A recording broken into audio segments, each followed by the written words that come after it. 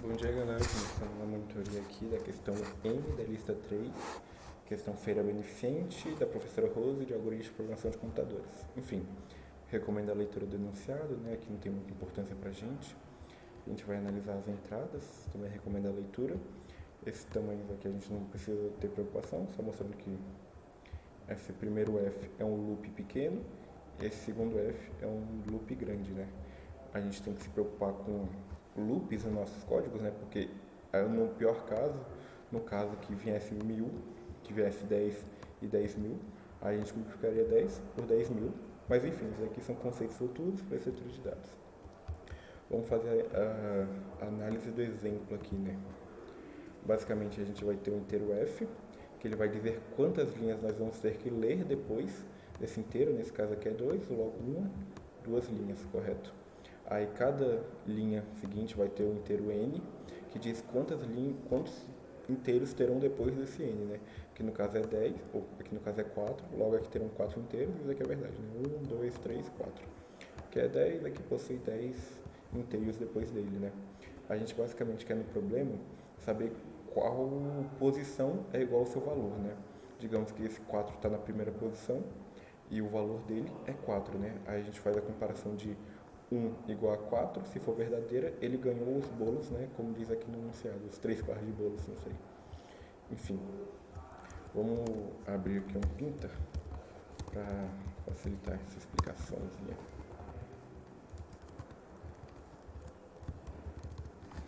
Bom, enfim, a gente vai ter primeiro variável f, que essa variável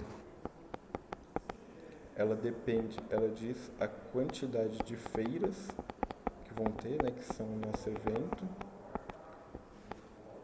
E depois nós temos uma variável n que diz a quantidade de pessoas. Eu acho que eu acabei dando um pequeno spoiler, né, quando eu falei de loops aqui, mas fica claro que esse problema é de loop, né, porque a gente vai ter um f que vai dizer quantas vezes a gente vai ter que ler as linhas de baixo, e a gente vai ter um n que diz quantas vezes a gente vai ter que ler os inteiros de cada linha, né. E a gente já consegue perceber que aqui vai depender de duas variáveis, ou seja, nós temos dois loops, né? Por exemplo, se o f for 3, a gente vai ter 3 linhas aqui, a gente vai fazer 3 leituras, né? 3 scanf. Ou seja, necessariamente o nosso código ele vai ficar algo desse gênero aqui, algo parecido com isso aqui, né?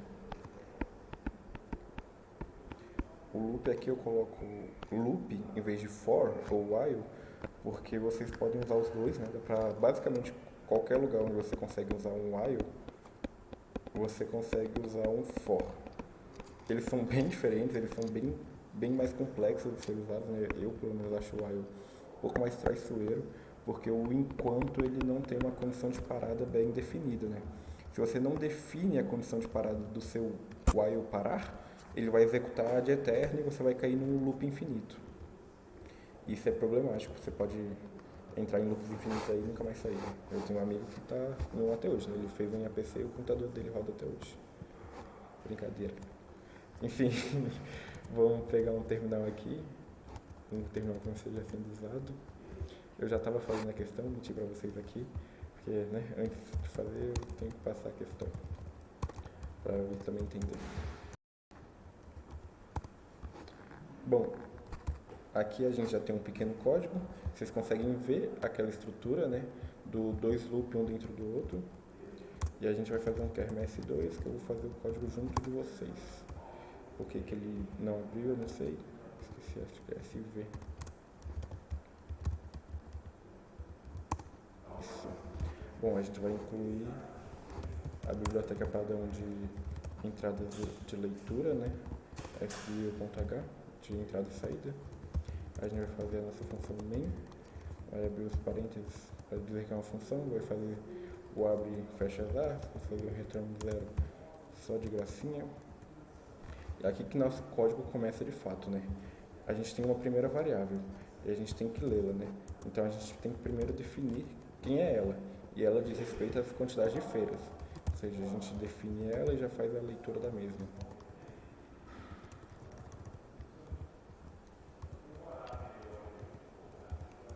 Aí a gente diz que ela se armazena na feiras. Aí a gente já começa o nosso primeiro loop usando um for. Vou mostrar para vocês por que eu estou usando for nesse caso, né? Mas eu recomendo assim o uso do for quando vocês não souberem qual você usar. Mas fica a critério de cada um, né? Eu conheço pessoas que usam while para quase tudo. A gente vai definir o inteiro i igual a zero. E a gente vai fazer i enquanto i for menor que feiras, a gente incrementa, abre e fecha chaves. Eu vi bastante gente usando as funções com as chaves assim, né? Isso aqui não está errado, está certíssimo, mas por padrão, por boas práticas aí, disse a galera geralmente coloca as chaves dessa maneira, né?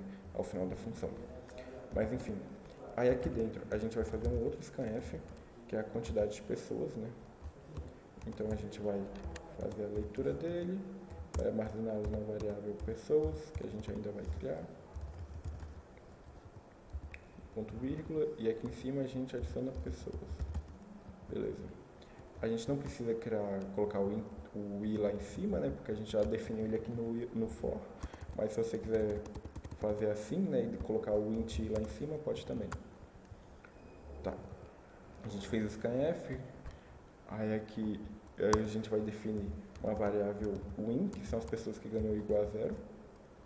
E para isso a gente precisa colocar aqui em cima, porque, vamos lá, vamos ler esse enunciado. Aqui vai falar que tem 2 feiras, a gente vai ler a quantidade de pessoas em cada feira. A gente leu 4 e a gente quer saber a pessoa que está na posição, sei lá, posição X, que tem o valor X. Aí a gente pega e analisa a primeira posição, o valor tem que ser igual a 1, nesse caso é igual a 4, logo não é verdade. Aí a gente lê a próxima posição 2, o valor tem que ser igual a 2, o valor é igual a 5, logo não é verdade, logo ele não é o ganhador. Posição 3, o valor é igual a 3. Esse rapazinho aqui é o nosso ganhador, logo ele tem que ser armazenado em outra variável, porque a variável que a gente está usando, que é pessoas, vai ser reutilizada aqui, né? A gente vai sobrescrever 1 sobre pessoas, né? Aí se a gente não usasse outra variável, a gente perderia quem é o ganhador, né? A gente não saberia aqui no meio, e como a entrada é 10.000, tem muito número para lá, a gente consegue se perder fácil nisso, né?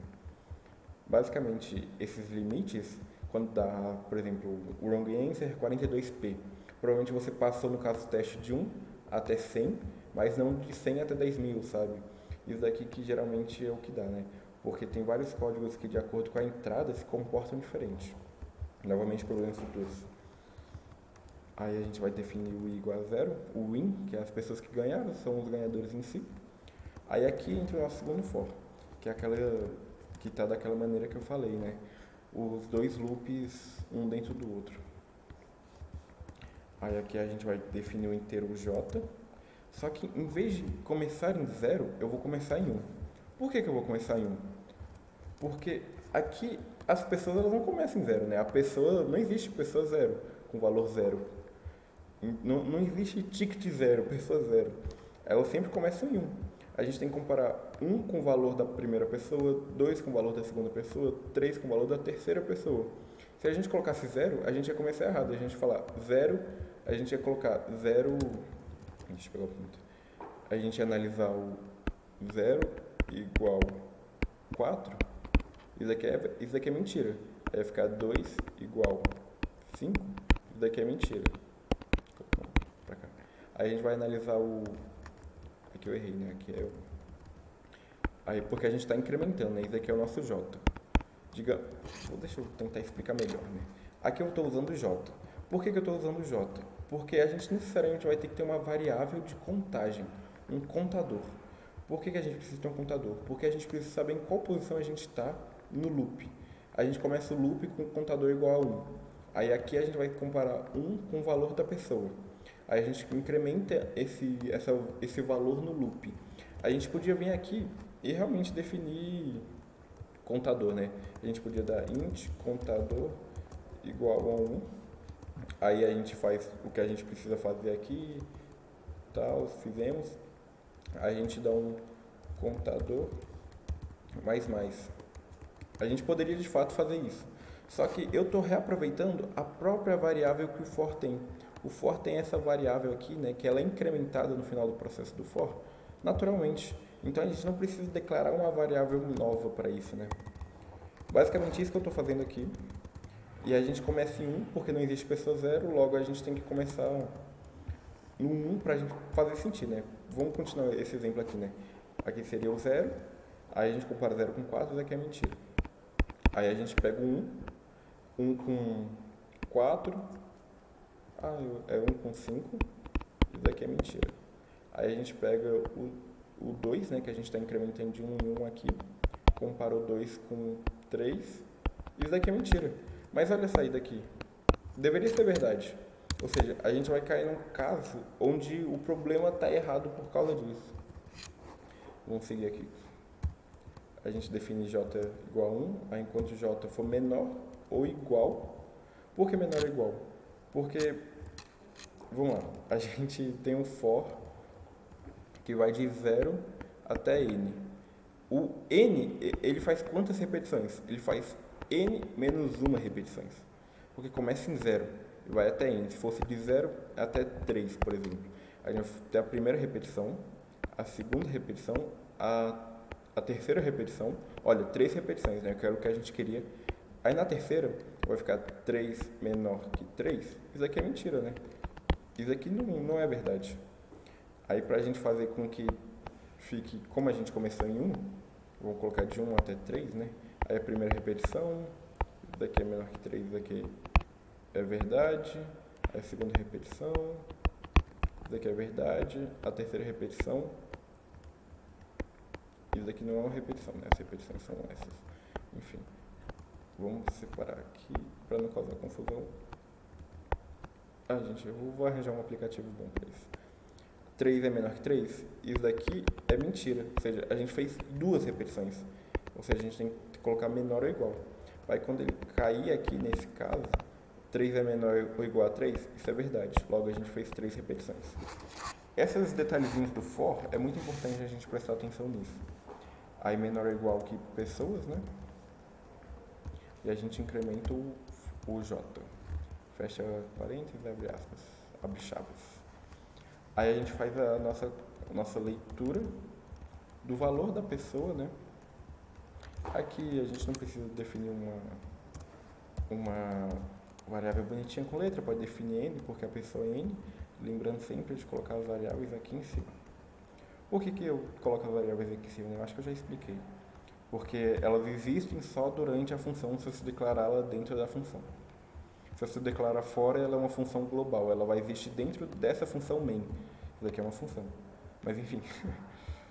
Aí a gente vai... Ela vai existir durante todo o código. A gente faz o scanf da pessoa, aí a gente faz a comparação. If j igual n e... Putz. Achei. Meu teclado é diferente. Enfim. Aí a gente verifica também se não há outro ganhador. Porque a questão ela diz que não vai existir 2 ganhadores. Se alguém já tiver ganhado, né? Ou seja, vão printar 2 jogadores, vai estar errado. Aí a gente vai basicamente printar a pessoa. Vamos colocar um /n aqui, né?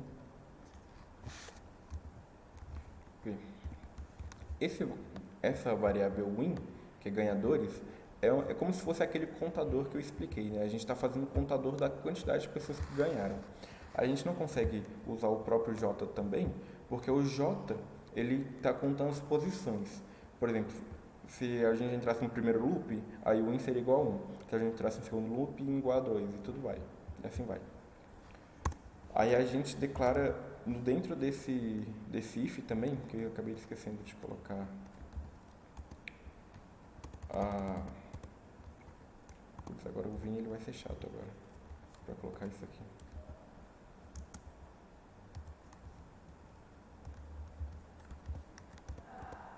Enfim, eu tô com os plugins do Vini fora de dia, né? Tá tudo erradinho. Aí a gente vai colocar o win igual a 1, quer dizer que já teve um ganhador. A gente começou com 0 e a gente está vendo que já tem um ganhador. Por que isso aqui vai ser importante? Porque se não tiver nenhum ganhador, fora desse loop, dentro do maior e fora do pequeno, A gente vai printar... Esse aqui que é o do maior ou esse aqui? Esse aqui que é o do maior.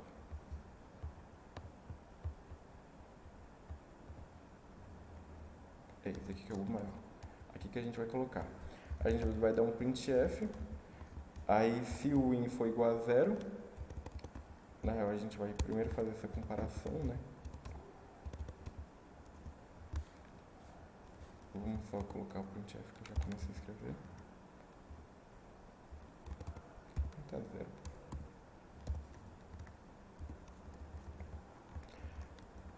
E ele diz no enunciado, né? Aqui no enunciado ele diz que se caso não haja um vencedor, uma feira, o programa deve printar 0. E é isso que a gente está fazendo. A variável win serve para a gente saber se existe um vencedor ou não. A gente faz um if win igual a 0, print 0. Bom, basicamente esse é o nosso código. P está indeclarado. Aqui está falando que o P está indeclarado. Vamos declará-lo.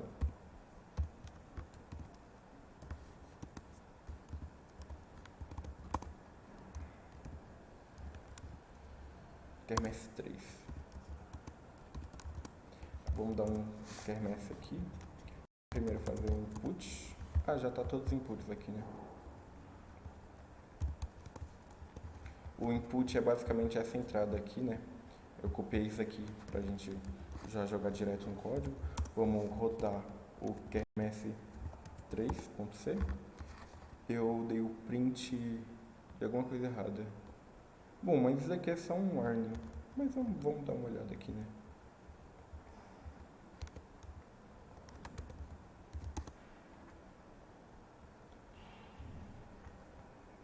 É que eu coloquei print e não printf, né? No Python a função é print e não printf.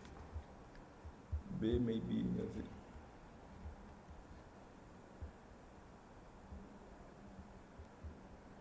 Olha só. Eu coloquei P. Aqui eu coloquei P em vez de N. Eu confundi. A gente já tinha declarado N porque a nossa pessoa seria N e eu estava colocando P porque no código passado eu usei P.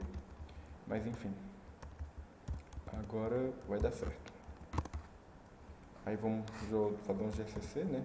GCC, que é MERS3, funcionou. A gente dá o ponto, o GCC por padrão, coloca o a.input e a gente vai colocar um input dentro dele. E se a gente comparar as nossas saídas com essas saídas, a gente viu que deu bom. Basicamente é isso, gente. Valeu pela monitoria, falou aí, até mais.